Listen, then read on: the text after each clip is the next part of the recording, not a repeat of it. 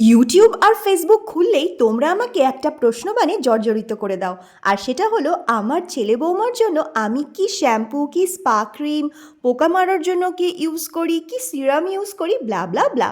আর তার সাথে আমার বুবুরাই তো কিছু প্রমোশনাল ভিডিওর অফার পেয়েই থাকে। কিন্তু আমি আমার সন্তানদের জন্য যা যা ইউজ করি না সেটা কিভাবে তোমাদের দেখায়? তাই ভাবলাম চলো আমার ছেলে বৌমার জন্য আমি যা যা ইউজ করি তারই একটা প্রমোশনাল ভিডিও করে দিই।